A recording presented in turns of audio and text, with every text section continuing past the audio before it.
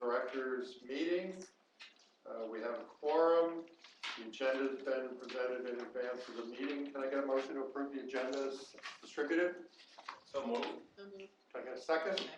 Thank you, Denise. All those in favor say aye. Aye. Any opposed? Thank you. And then we have the minutes of the January 27th meeting. Hopefully they all had a chance to review it. Can I get a motion to approve the minutes of the last meeting? So moved. Thank you, Denise. Second? Second. Thank you, Georgie. All those in favor say aye. Aye. Aye. Any opposed? Aye. Approved. So we'll move on to committee reports. I'll start off with the Board Operations Committee that convened on February 10th at 110 Waterville Avenue and on Microsoft Teams. The committee reviewed the agendas for the February committee meetings as well as today's board meeting. Lisa Morello presented an update on the state budget process and developments taking place at the federal level with the Biden administration and prospects for additional federal financial assistance. Carm spoke about efforts to vaccinate the company's employees and making use of the health center as a vaccination and COVID testing site. Committee also discussed various options regarding the budget shortfall, including managing operating expenses, wages, and benefits, concerns about ridership revenues and the best way to utilize our 5307 and STOA funds now and in next year's budget. Obviously, the budget will be a big topic for our March meeting. That's what we discussed at the committee. The next meeting is scheduled for March 17th. That's a Wednesday morning, 9:15. Again, here at Waterville Avenue or on Microsoft Teams. If anybody has any questions about that meeting, I can answer them. Otherwise, we'll move on to the Performance Monitoring Audit Committee report from Denise Figueroa. Okay, thank you. We have 3 consent agenda items today, a little shorter than the last month. The first item is approval of a contract for electric buses. We issued an RFP for the manufacture and purchase of 40-foot electric buses. 4 proposals were received. After an extensive review process, New Flyer was determined to have the best overall proposal, and staff recommends a 5-year contract. We have purchased 4 electric buses and 10 articulated buses from New Flyer in the past. Staff also recommends placing an order for 4 electric buses at a cost of $872,575 per vehicle. We need a motion to award a 5-year contract to New Flyer LLC of Winnipeg, Canada, and to approve an initial order of 4 buses at a cost not to exceed $3,490,300. So move. Thank you, Mark. Can I get a second? Second. Second. Thank you, Mike. Any discussion about this item? I recall that this is really to authorize the purchase. We're not ready yet to make the purchase order. Is that right, Carl? For the 4. Oh, we're going to do the 4. Yeah, it includes the recommendation for 4. And the committee had a long discussion about, sort of the continuing discussion about facilities, infrastructure, and where do we go from here. But at least now we have a contract in place which allows for future purchases if we deem them necessary and appropriate. And we're familiar with Question? the flyer already. We sure are. Yes, Mark? Is there a report on 2 things I'm most interested in, that there should be data available by now, maintenance costs and cold weather range Yep. Next month. on the buses we've piloted? Yes, Chris will have a full report next month, Chris Desney. We have good information. Look forward to it. Any other questions or comments about this matter? If not, I'll call the question. All those in favor of Resolution 08-2021 say aye. Aye. Aye. Any opposed? The motion is approved. Thank you. Denise, continue. Okay, our next item is approval of a contract for river BRT communication equipment.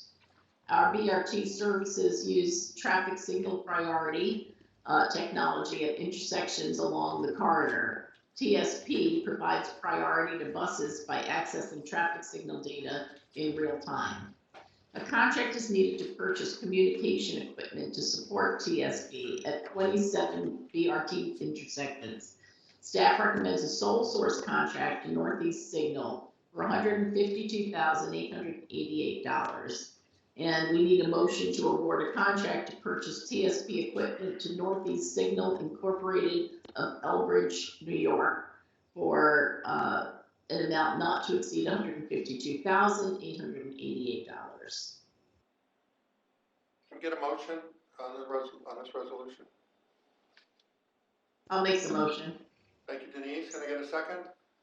Second. Thank you, Georgie. Any discussion about this? Again, it was discussed at length in committee. We found out Elbridge is in Onondaga County. That's good.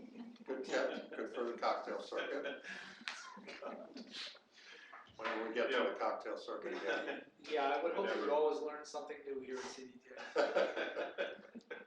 This is part of the continuing effort to install traffic signal priority on the BRT network and throughout the region, and another example of our work to integrate with the communities that we serve. This not only benefits CDTA, but it benefits everybody using those corridors.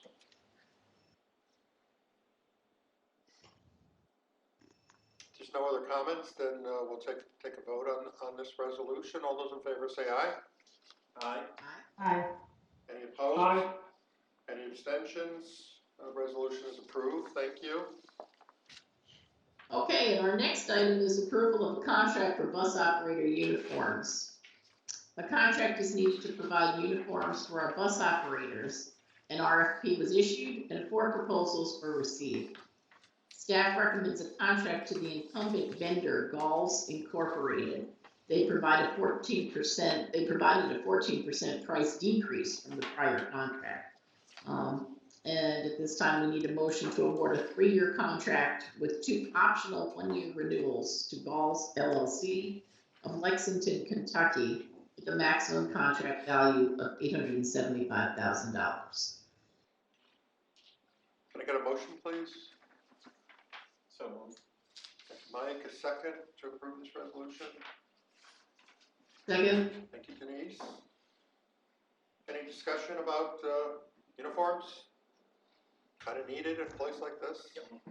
And great to get a discount. Yeah. Yeah, just to clue in on what Denise was talking about, we were able to reduce our costs moving forward by about 14–15%. So, Yep. I guess the power of the incumbency And a little competition. and a little competition. Yeah, we did discuss that this year we actually got several bids, which we have not the last time. Very good. Any other comments, questions? All those in Question. favor? Yes, Mark. How many uniforms are these? What do they cost per unit? I don't have that. I know Stacy's on the call. I'm not sure she. Stacy, do you have that detail in front of you? Unit costs? We can get it. Sure. So it's sold per piece. So for example, a polo shirt is about $38 each. A pair of cargo pants or shorts is about $40 a piece. It depends on the item. We can get you Okay, thanks. we can get you an itemized list, Mark, if you need it. I don't need that much more detail, just curious. All right, good. All those in favor of the uniform purchase under Resolution 10 say aye. Aye. Aye. Aye. Any opposed? Any abstentions? The resolution is approved. Continue with your report, Denise. Thank you. Okay, yes, we had some administrative discussion items. The first one is risk management and workers' compensation quarterly reports. Amanda Avery provided a quarterly review on the adequacy of the risk management and workers' compensation self-insurance account. The committee determined that both accounts are adequate at this time. Next week, I'm sorry, were there any questions on that? Nope. Okay. Next item was the monthly management report. Mike Collins gave the monthly management report. The January mortgage reporting tax was the best month of the fiscal year, and we're now $2.7 million over budget. Customer revenue improved slightly, but remains 67% under budget for the year. Rail station revenue is down 75% for the year because there is little activity at the rail station. On the expense side, wages are flat and remain 2.3% under budget for the year. Workers' compensation receives some insurance recoveries this month, but remains 8.5% over budget for the year. Materials and supplies are over budget this month due to invoicing timing issues. Total expenses are down 6.2% for the year. So we're in a good financial position because of the CARES Act funding, but cash flow is tight because of STOA payments being overdue. Any questions on that? No? No, we're still overdue. We expect, though, a little glimmer of hope, we expect SOA payment next week, we hope, and perhaps to catch up. Restoration? Yeah, we'll see. Yeah.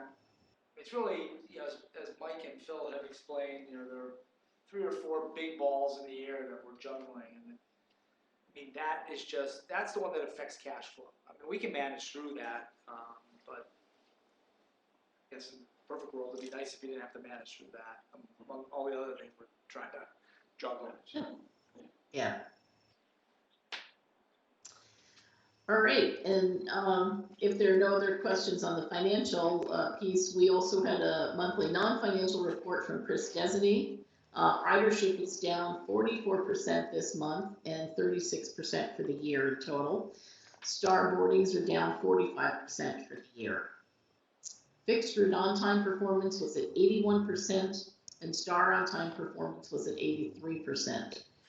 Preventable accidents are at 18 this month, and non-preventable accidents are at 13, much more in line with our averages.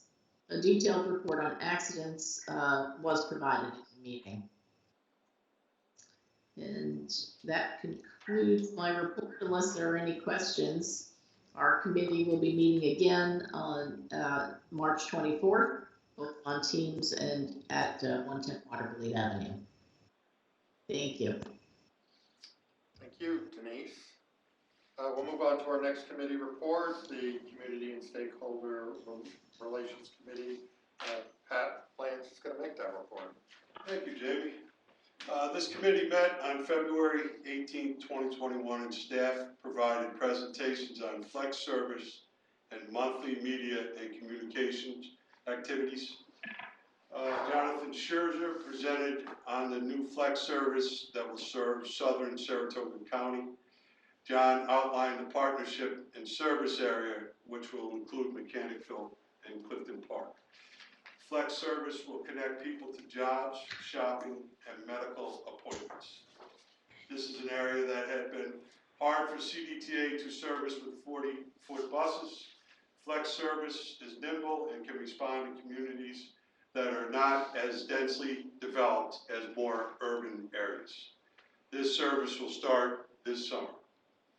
Jamie Watson summarized the monthly media relations community engagement report. CDTA 15 earned media placements in television, newspaper, and radio. Stories focus on our partnership with the American Heart Association and their Glow Red event. COVID federal mask mandate, the River Quarter BRT, and several community partnerships. Jamie outlined Transit Worker Appreciation Day happening on March 18th, and ways CDTA will highlight the work of its employees, especially over the last year as the workforce has dealt with the COVID-19 pandemic. That's concludes that report. If there's any questions? Any questions for me? Okay, the next meeting of the committee will be on Thursday, March 25th, 2021 at 11:30 by Microsoft Teams and at 110 Ward Meeting. Thank you very much. You're welcome. The next committee report is the Strategic Operational Planning Committee. Mike Michelle. Jamie, thank you. Strategic and Operational Planning Committee met last Thursday, February 18th, here at 110 Waterloo Ave in the Microsoft Teams. We have one consent agenda item, and that is the approval of Route 50 Geyser Road improvements. In 2020, the city of Saratoga Springs made upgrades to the intersection of New York State Route 50 and Geyser Road. The $4 million project included the construction of an adjoining trail, traffic signal, and pedestrian accommodations. In cooperation with the city, we found that it would be advantageous for the city to procure a contractor for the Geyser Road projects and have that contractor complete CDTA station work. The city agreed to bid and complete CDTA station work as designed. Work items would be managed and built by the winning bidder, and those costs would be reimbursed to the city upon completion. The city held an invitation for bids, and William J. Keller & Sons Construction was awarded the contract. The committee recommends awarding a sole source contract to the city of Saratoga Springs for the transit improvements at the intersection of Route 50 and Geyser Road. The value shall not exceed $100,000. So we need a motion to approve. Can we get a motion on this resolution? So moved. Thank you, Denise. A second? Second. Thank you, Georgie. Any questions? As we talked about, this is another one of these relationship agreements. And, contract is probably too strong a word. It's basically reimbursing the city for costs that they bore on our behalf.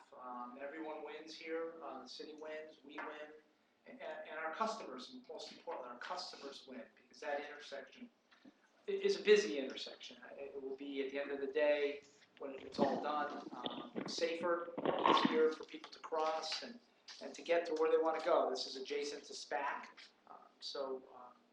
Again, we do a lot of this work behind the scenes. It's nice when we can share one of these publicly.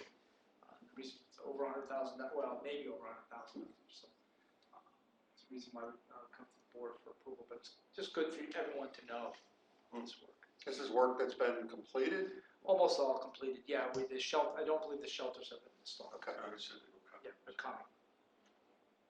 No, I'm glad we were able to form that partnership and get this project through and complete. It's great for the city and especially visitors from out of town. Location, definitely a safety issue. So good to see. As Chris reported, Chris says there are more in the hopper. Good. Nice little project. Any other questions, comments? Seeing none, all those in favor of resolution 11 on these improvements, say aye. Aye. Aye. Aye. Any opposed, any abstentions? So the resolution is approved. Go ahead, Mike. Okay, thanks, Jane. And we had one administrative discussion item, and that was the fiscal 2022 budget preparation update. We continue to develop the fiscal year 2022 operating budget, which was provided to the committee. Current MRT is $2.7 million over budget, and customer revenue is $11.6 million under budget. Next year, we are projecting a $20 million decrease in customer revenue, STOA, and RRS receipts combined. We have not used our federal assistance this year, which we can carry over to next year, and we will receive $28.4 million from another round of federal stimulus funds. We are budgeting wages to be flat. This will be accompanied by keeping service relatively level. We are budgeting a 3% increase for healthcare and 8% increase in workers' compensation. We are providing for a modest increase in the professional services and maintenance service lines.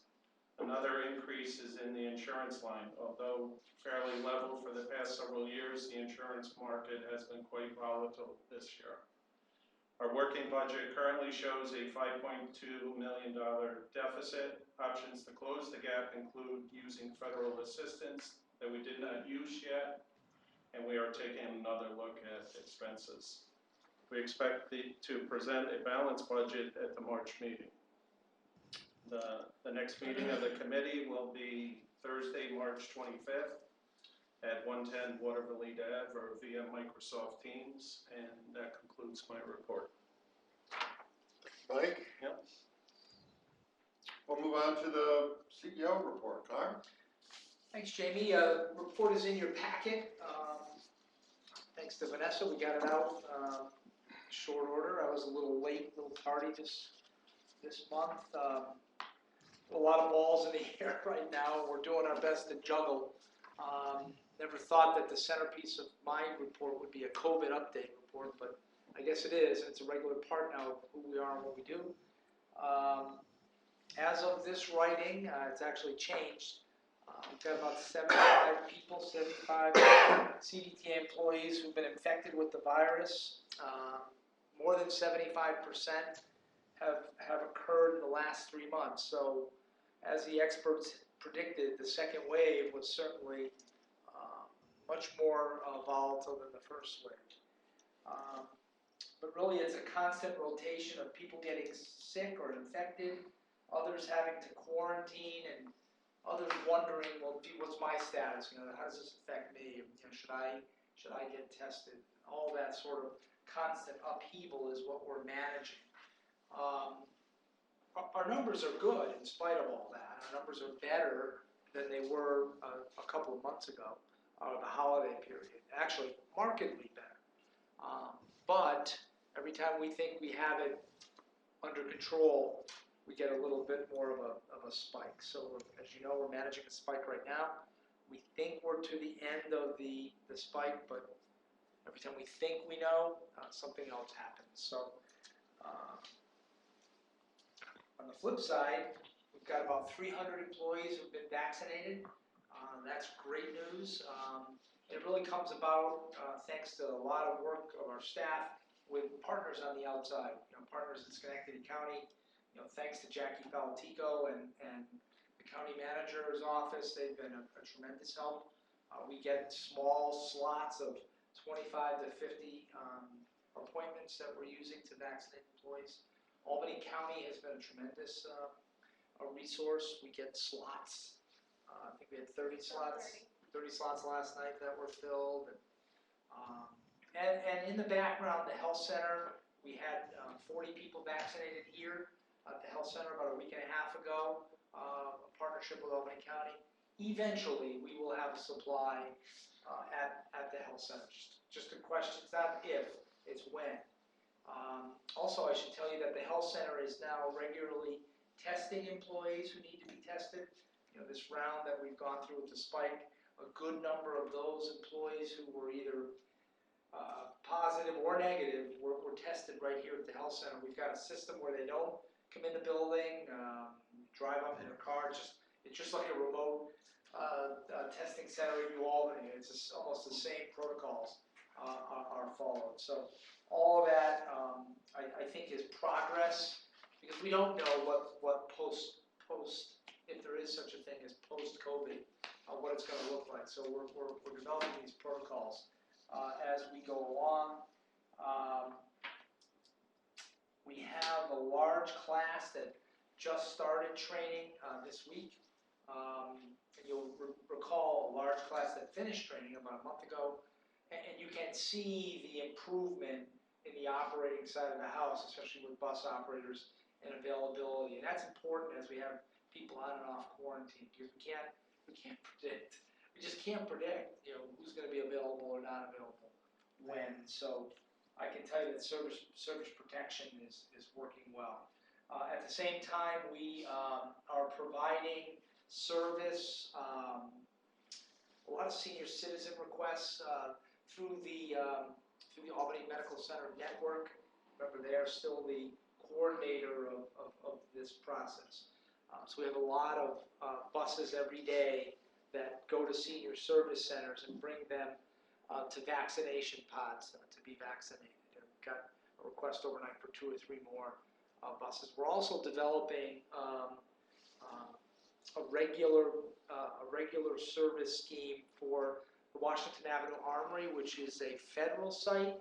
And as we understand it, will operate every single day or just about every day. So we want to come up with a service where people can go to a remote parking lot if they're not familiar with Albany, because the Armory actually is a bit daunting because parking is scarce around the Armory. So if you could go to a remote lot, park your car, hop on a CDTA bus, and get to the Armory, and then hop on, and maybe it's a trial, maybe it's unique, so someone who's new to our system could use that. Star is also been doing similar types of I hate to call them one-offs, but someone needs to get to a vaccination site, we're getting them there as efficiently as we possibly can. So all of that is, I call it new work. And hopefully we're introducing some people to our system, and they're pleased with our system, and maybe they use our system after the pandemic. So I think we've figured out the way. All we need now is for these positivity rates to keep coming down, and these spikes a little bit more easily controlled. As Mike Rochon mentioned, budget is consuming more than just the finance department, because it's an inclusive process. We'll have a balanced budget. There'll be a lot of strings attached. If you tug on one end, we're going to tell you what's going to happen on the other. We'll be okay. I think we'll get through this fiscal year, this fiscal year we're in, and the next fiscal year nicely. It's the out years I think we have to worry about. And by out years, I mean year 2 and year 3. And I think that's within our, sort of our fiduciary responsibility to not just take care of this year, but to understand what the out years are going to look like. Lots of meetings right now with elected officials. There's one at 2 today. There were 2 or 3 yesterday, a couple the day before. I'll tell you that there is widespread support for at least level STOA, State Transit Operating Assistance, among the people that we've spoken to. And it's not just upstate legislators, it's downstate legislators, which tells me that, the education campaign that we've been sort of on for the last 5 years or maybe longer is working. At least they know. Honestly, 5 or 7 years ago, some people didn't know there was transit upstate. They at least know that now, understand what we do, and understand why. I think it's critical that we maintain the gains that we had over the last several years in operating assistance. So more to come on that. But really, this is the time when advocacy, branding, and messaging start to blend together. Who we are, what we do, why we're important. Whether it be for state advocacy, federal advocacy, or a community relations thing that Jamie or John Scherzer's working on. It kind of blends itself together at this time of the year. But I think in a nutshell, that's it. The list of meetings is, I noticed for a month or 2, the list of meetings was about a page, and now it's jumped back up to 3 pages. They're all virtual, which I'm not sure I'll ever adjust to. It's just kind of odd to meet with, assembly leadership in a Zoom meeting. It just doesn't feel right, but as long as it, I guess, serves its purpose and we get the work done, so be it. Doesn't matter if some of us old curmudgeons have a hard time adjusting. It gets the job done, I guess. So that concludes my report. If there's any questions about anything we've got going on, there's a lot. Feel free. Yeah, I have a couple of comments and questions about COVID. Number one, I've been tracking the hospitalization data for the capital region, which is 8 counties, but most of the population is our service area. And it's down by about 2/3 from the mid-January peak about a month ago. So that's very good news. The not so good news is that the mutant strains in UK especially are very aggressive and they grow exponentially So we don't know whether or not there will be a third wave in a couple of months. It could be serious. It's a race against time with the vaccination. In terms of the vaccination, my question is, has there been much resistance among our employees?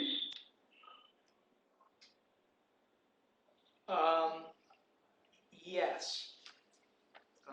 Yeah, Okay, I have a couple of comments on that.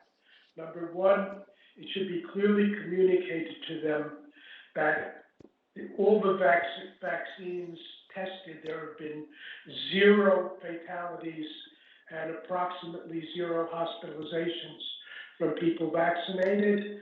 And the second suggestion is that if they have other questions, they should talk to their own doctors, who would have more credibility, I think, than anybody else. Mark, we've had an extensive campaign going for about a month now that includes all of that, and we're working on this. But as you have indicated, if you follow the news on this, there's a portion of the population that right now is still hesitant. I hope we can crack that nut, because 300 is not good enough.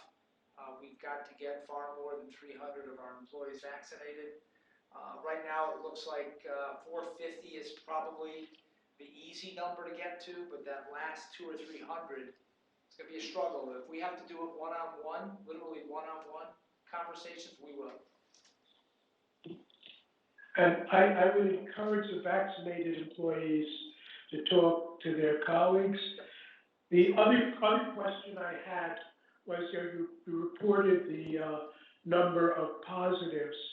Have there been any hospitalizations? I assume I would have heard if there were fatalities. There have been hospitalizations, yes. There have been fatalities. One fatality. We're not immune to this. Yeah. Okay, thanks. Let me see if I had.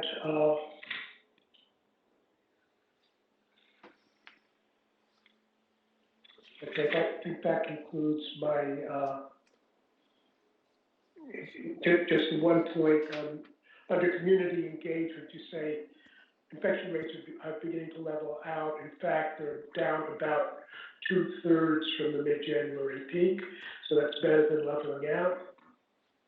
But again, the mutant strains could push it back up. Yeah, I guess some of that's perspective. Thanks, Carl. Thanks, Mark. Any of the employees vaccinated that tested positive? Have they Yes. already been, Yeah, Pat's question was, and actually be recently, right? People who have been vaccinated tested positive, and the answer is, unfortunately, yes. It's a very short window. You can't, I mean, everything you read is turning out to be true, right? If you get vaccinated today, your first dose, that doesn't mean that you're home free, for the next month. Hopefully what you do is you keep your guard up, get that second dose, keep your guard up, let the 2 doses take effect, keep your guard up, and move on from there. Unfortunately, it's sort of what happened. But those that are positive, that have tested positive, it was after their first shot, not their second. Great. Okay. Yeah, Lance made it clear, it was after their first shot. Not their second. We don't have any evidence yet of a second shot. And then we're just leaking into the second shot. We have some people who've completed, but that's the minority. Within about 2 weeks of the numbers I'm giving you, in about 2 weeks, the majority of those people will have second doses. Actually, yeah, within about a week and a half, we'll be on the second dose. Great. But again, the second dose takes 2 weeks, at least 2 weeks, they tell you. Yeah, so Yep. I'd like to think we're moving out of the woods, but we're not out of the woods yet. We have to be smart. We've noticed some things that we don't like regarding, mass social distancing. we're working to correct that.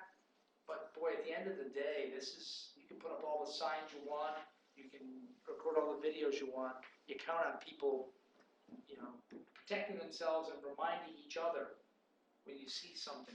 This is back to when you see something, say something. If you see someone without a mask in a small room where there's 3 or 4 people, you have to speak up. And some people just don't do that. So, we'll get there. We'll get there. We will get there. Keep at it. Yeah. Let's keep at it. Yep. Any other comments or questions before we conclude the meeting?